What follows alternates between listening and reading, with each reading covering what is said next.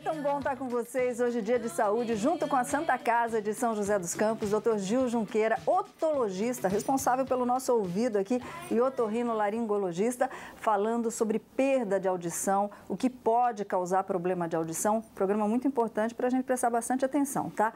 E como a gente está falando de saúde, você que se preocupa com a saúde de sua família, que é sempre o melhor, você tem que escolher leite pasteurizado Cooper e todos os produtos da Cooper, sempre o que tem de melhor para o seu café da manhã, seu lanche da tarde. A Cooper tem tudo o que você precisa para fazer a refeição saudável.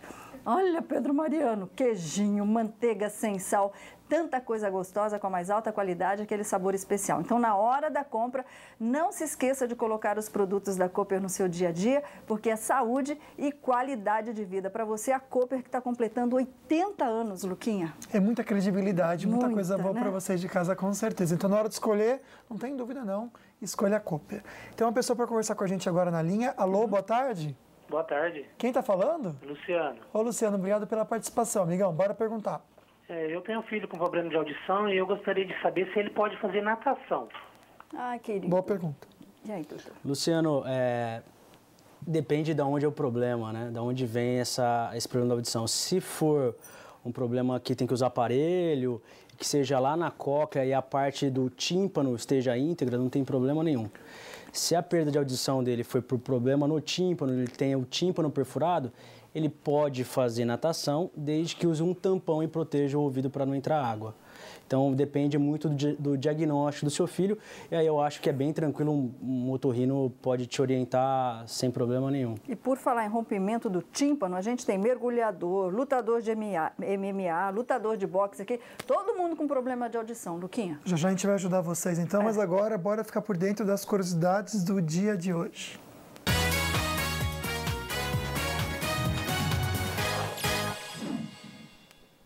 Ó, Solange.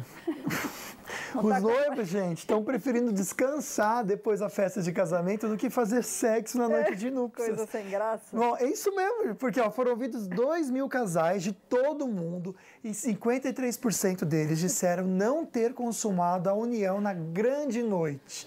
24% afirmaram que o motivo foi a bebedeira do noivo, outros 16% culparam o cansaço da noiva. Ah, tá. Do total, 17% declararam ter esperado por mais de 3 dias para chegar ao finalmente. Na verdade, deixa eu voltar aqui, eu acho que já faz tanto antes que nem tá mais... Não tem graça. Mas uma mulher, a semana passada, pediu o divórcio do marido porque ele só comparecia 3 vezes por semana. Meu Deus, mas tem gente que não comparece nem no mês, né, Solange? Pois Essa daí reclamou, hein? Vamos fazer a pergunta da Marta, Luquinha? Vamos sim. A Marta, durante 5 anos, ela que é de Cunha, tomou antibiótico, Solange. Não especificou a doença aqui, viu, doutor? Mas ela tomou durante 5 anos. E ela percebeu que a audição dela foi bem prejudicada e ela quer saber se foi por isso ou foi uma coincidência. Depende muito do antibiótico, mas é bem descrito isso, bem clássico, ter perda de audição após o uso de medicação, e o antibiótico talvez seja a principal medicação. Alguns tipos de antibiótico podem dar perda de audição, mas para ela fica fácil, se ela procurar ajuda de um otorrino, fizer um exame que chama audiometria, a gente pode fazer o diagnóstico de quanto que ela está escutando, será que é só uma coisa da cabeça dela, será que ela tem uma perda de audição mesmo? Faz o diagnóstico, faz o tratamento e ela fica bem. Olha aqui, uma pergunta bem legal da Kate, Luquinha. Ela quer saber o seguinte, como é que eu sei se minha mãe, a mãe dela tem 84 anos de idade, diz que está tudo bem, mas ela quer saber qual é um teste que a gente pode fazer para saber se a pessoa está perdendo a audição mesmo? Isso, esse teste mesmo que chama audiometria. Então é o teste básico. Mas em casa, por exemplo, falar de costas com a pessoa, chamar isso não funciona? É um pouquinho mais complicado do que isso, né, para adulto, porque às vezes a gente tem perda de audição em algumas frequências do som, ou seja, em sons mais fininhos que a gente não usa tanto no dia a dia. Esses pacientes que têm perda de audição dos sons mais fininhos, os agudos que a gente fala, eles normalmente vão ter, talvez ela consiga testar isso em casa, a pessoa escuta, mas não entende. Então fica toda aquela... Ela escuta, mas fica, quê? Oi? Não entendi. E aí você tem que ficar repetindo. Se quiser fazer o diagnóstico de verdade, passar no otorrino, fazer um bom exame físico e depois fazer uma audiometria para saber exatamente o quanto que a pessoa está escutando, se vale a pena colocar um aparelho, o que a gente faz com o indivíduo, com o paciente. Dá tempo de mais uma perguntinha, rapidinho, né, Lu? Então, a Márcia comentou aqui, Solange, que a mamãe dela teve um problema muito grande de audição, tinha falta de audição, era bem sério mesmo. E ela até comentou que foi por motivo de maus tratos pelo pai dela. Ela quer saber o seguinte: hoje a Márcia ela não suporta barulho, também nem som alto. Ela quer saber se pode ser hereditário essa falta de audição. Se o caso da perda de audição da mãe não foi por causa de maus tratos e foi por causa do envelhecimento mesmo, a gente sabe hoje que não só envelhecer que faz perder a audição, sempre tem um componente genético. Então, ela pode ter perda de audição mesmo, porque a mãe teve.